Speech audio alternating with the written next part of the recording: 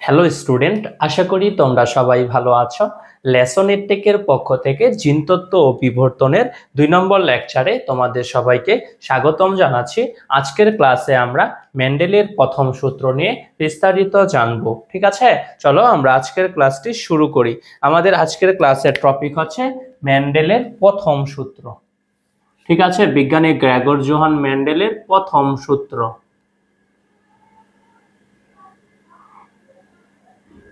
এই প্রথম সূত্রের ফিনোটাইপিক অনুপাত হচ্ছে 3:1।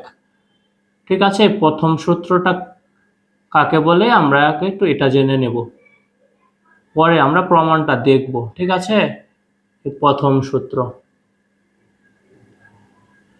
প্রথম সূত্রে বলেছে কি সংকরজীবে বিপরীত বৈশিষ্ট্যের ফ্যাক্টরগুলো, ঠিক আছে, সংকরজীবে বিপরীত বৈশিষ্ট্যের ফ্যাক্টরগুলো মিশ্রিত বা পরিবর্তিত না হয়ে পাশাপাশি অবস্থান করে। ঠিক আছে, এবং কি হবে, এরা জনন কোষ সৃষ্টির সময় আলাদা হয়ে যাবে।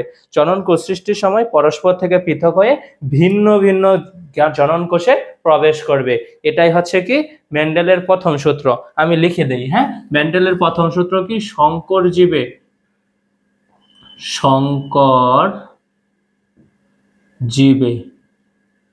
বিপরীত বৈশিষ্ট্যের ফ্যাক্টরগুলো, যেহেতু প্রথম সূত্র তাহলে একজোড়া বৈশিষ্ট্য নিয়ে কাজ করব, তাই তো, একজোড়া বিপরীত বৈশিষ্ট্য নিয়ে কাজ করব। হ্যাঁ, দেখো, সংকরজীবে বিপরীত বৈশিষ্ট্যের ফ্যাক্টরগুলো, সংকরজীবে বিপরীত বৈশিষ্ট্যের ফ্যাক্টরগুলো, সংকরজীবে বিপরীত বৈশিষ্ট্যের ফ্যাক্টরগুলো মানে জিনগুলো, সংকরজীবে বিপরীত বৈশিষ্ট্যের ফ্যাক্টরগুলো মিশ্রিত বা পরিবর্তিত না হয়ে পাশাপাশি অবস্থান করে। মিশ্রিত বা পরিবর্তিত না হয়ে, মিশ্রিত বা পরিবর্তিত না হয়ে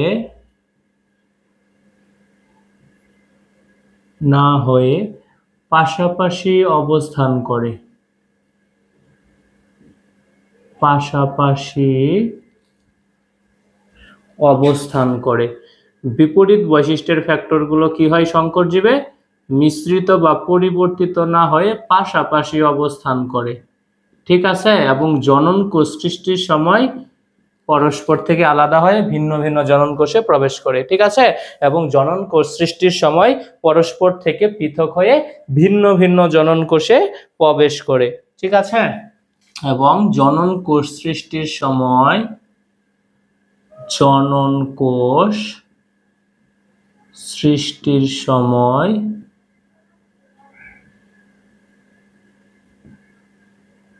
জনন কোষ সৃষ্টির সময় পরস্পর থেকে পৃথক হয়ে পরস্পর থেকে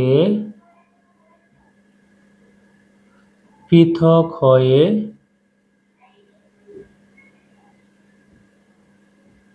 পরস্পর থেকে পৃথক হয়ে ভিন্ন ভিন্ন জনন কোষে প্রবেশ করে। ভিন্ন ভিন্ন জনন কোষে প্রবেশ করে।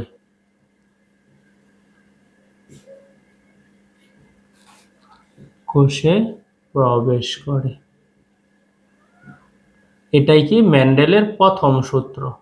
ঠিক আছে, মেন্ডেলের প্রথম সূত্র কি সংকরজীবে বিপরীত বৈশিষ্ট্যের ফ্যাক্টরগুলো মিশ্রিত বা পরিবর্তিত না হয়ে পাশাপাশি অবস্থান করবে এবং জনন কোষ সৃষ্টির সময় পরস্পর থেকে পৃথক হয়ে ভিন্ন ভিন্ন জনন কোষে প্রবেশ করে। ঠিক আছে, প্রথম সূত্রকে মনোহাইব্রিড ক্রস বলা হয়, বা জনন কোষ শুদ্ধতার সূত্র বলা হয়, বা পৃথকীকরণ সূত্র বলা হয়। ঠিক আছে, প্রথম সূত্রের নাম কি কি বলেছে?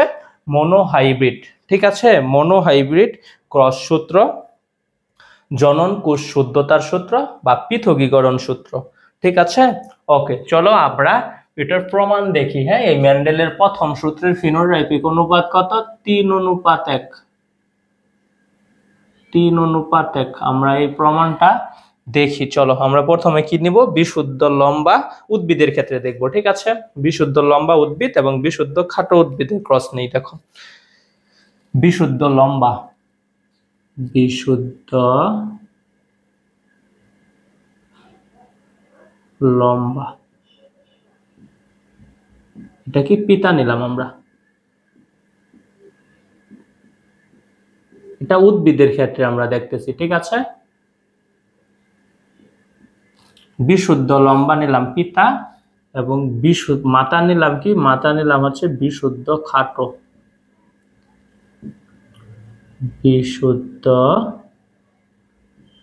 খাটো। ঠিক আছে, বিশুদ্ধ লম্বার জন্য আমরা জিনগুলো নিব কি, প্রকট জিন নিব, তাই তো। এটা বড় হাতের টি, এই যে ক্যাপিটাল লেটারের টি। ঠিক আছে, আর বিশুদ্ধ খাটোর জন্য কি নেব, দুইটা স্মল লেটারের টি। ঠিক আছে, ওকে, এগুলোকে আমরা আলাদা করব।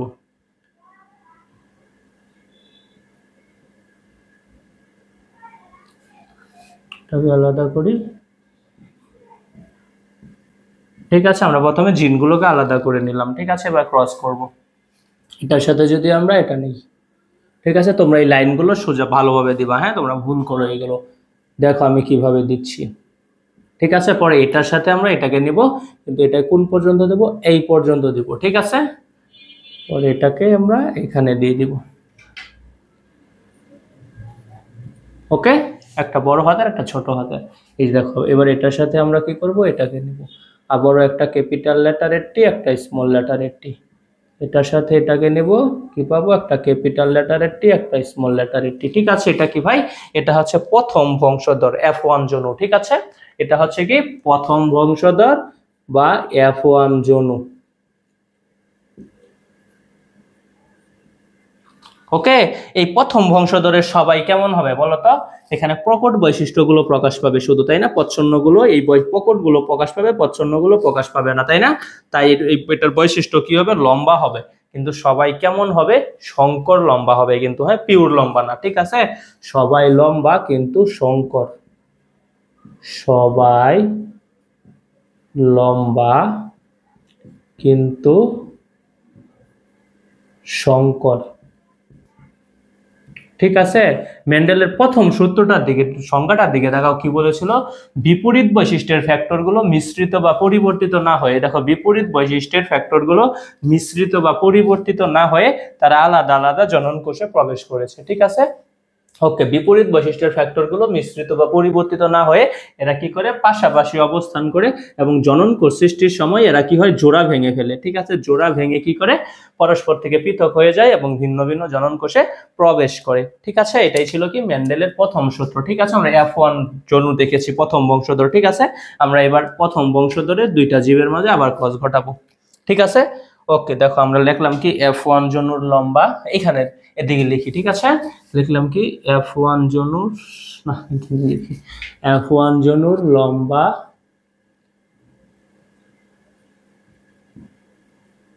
F1 জনুর লম্বা, ও এখানে তো আমরা ক্রস দিই না, এখানে বা এখানে ক্রস দিয়ে দেব।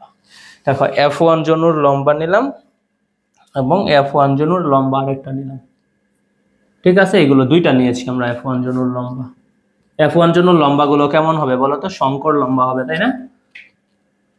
এই যেমন F1 জনুর লম্বা। ঠিক আছে, ক্যাপিটাল লেটারের টি, স্মল লেটারের টি। ঠিক আছে, এগুলোকে আমরা কি আলাদা করব, বড় হাতের টি, ছোট হাতের টি।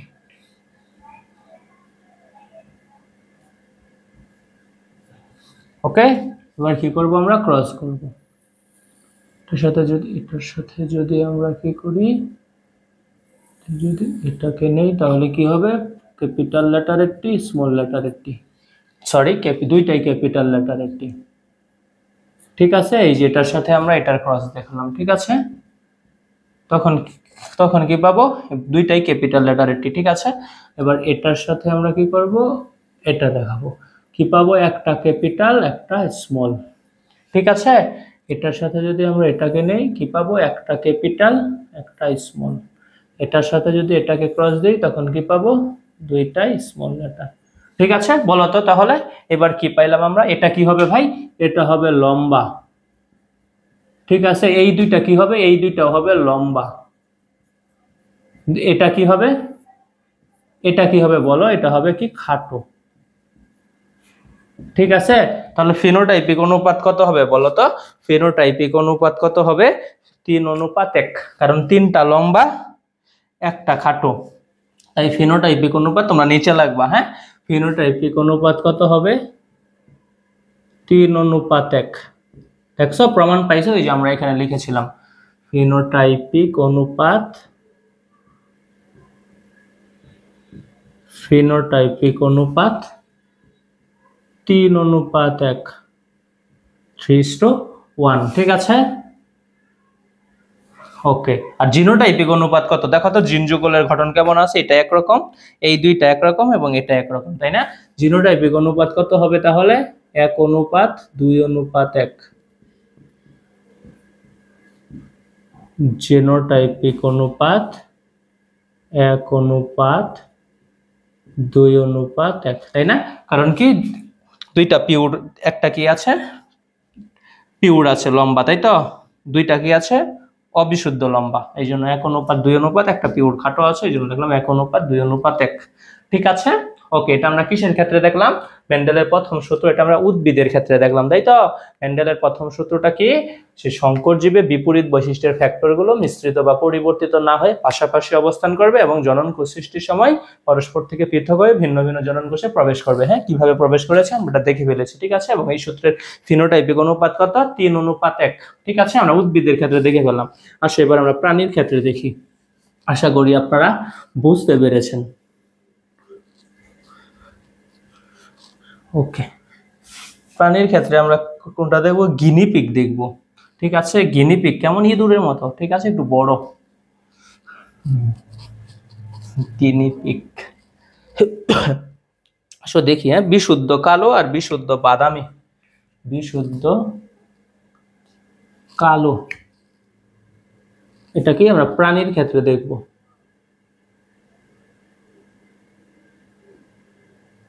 ঠিক আছে, গিনিপিগ মনে করো, হ্যাঁ, বিশুদ্ধ, পিতা কেমন, পিতা হচ্ছে বিশুদ্ধ কালো, আর মাথাটা কেমন, বিশুদ্ধ বাদামি, বিশুদ্ধ বাদামি। ঠিক আছে, গিনিপিগ কেমন, বিশুদ্ধ, পিতা কেমন বিশুদ্ধ কালো এবং মাথা কেমন বিশুদ্ধ বাদামি। ঠিক আছে, ওকে, আমরা ধরে নেই। ঠিক আছে, বিশুদ্ধ পিতার জন্য কি, দুইটা ক্যাপিটাল লেটারের বি ধরে নিলাম।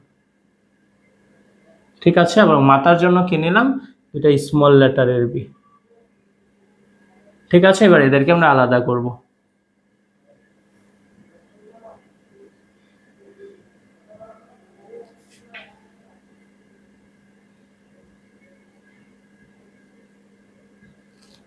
ঠিক আছে, ওকে। দেখো এবার কি করব, প্রথম বংশধরে ক্রস দেখাবো আমরা, এটার সাথে আমরা কি করব, এটাকে দিব, তাহলে কি পাবো, একটা বড় হাতের বি, একটা ছোট হাতের বি। হ্যাঁ, একটা স্মল লেটার, এটা ক্যাপিটাল লেটার।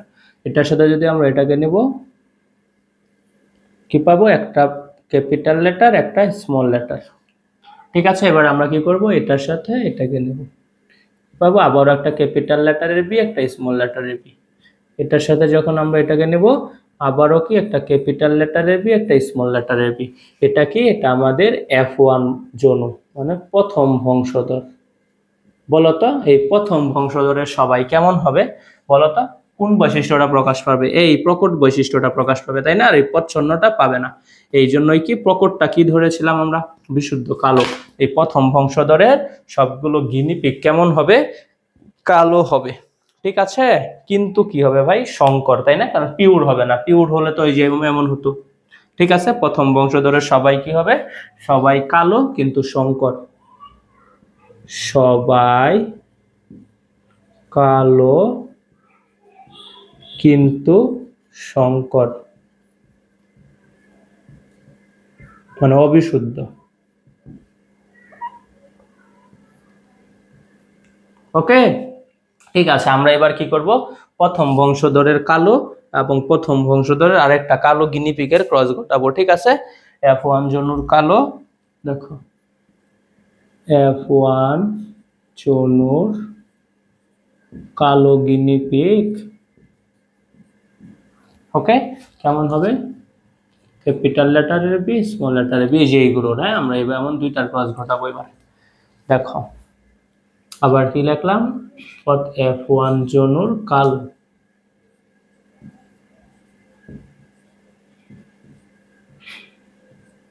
ঠিক আছে, কেমন হবে, ক্যাপিটাল লেটারের বি, স্মল লেটারের বি। ঠিক আছে, আমরা এবার কি করব, এদেরকে আলাদা করব।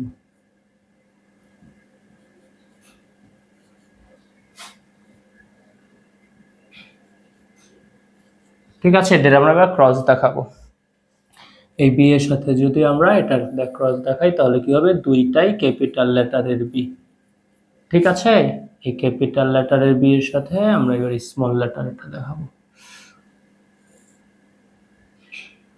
তখন কি হবে, একটা ক্যাপিটাল লেটার একটা স্মল লেটার, এটার সাথে আমরা এটাকে দেখাবো। তখন কি হবে, আবার একটা ক্যাপিটাল লেটারের বি একটা স্মল লেটারের বি, এই স্মল লেটারের সাথে এটার, তখন কি হবে, দুইটা স্মল লেটার। ঠিক আছে, আমরা একবার কি করেছি, এটার সাথে এই দুইটার ক্রস দেখাইছি এবং এটার সাথে এই দুইটার ক্রস দেখাইছি। ঠিক আছে, তাহলে এবার একটু নিচে খেয়াল করে দেখো, এটা কি হবে ভাই, এটা কি হবে, কালো, তাই না, কালো। এই দুইটা কেমন হবে, এই দুইটাও কিন্তু হবে কালো। ঠিক আছে, কিন্তু এটা কি হবে, এটা হবে বাদামি। তাহলে দেখো তো ফিনোটাইপিক অনুপাত কত হবে, ফিনোটাইপিক অনুপাত কি বৈশিষ্ট্য, তিনটা কালো একটা বাদামি, তাহলে ফিনোটাইপিক অনুপাত কত হবে, 3:1। ফিনোটাইপিক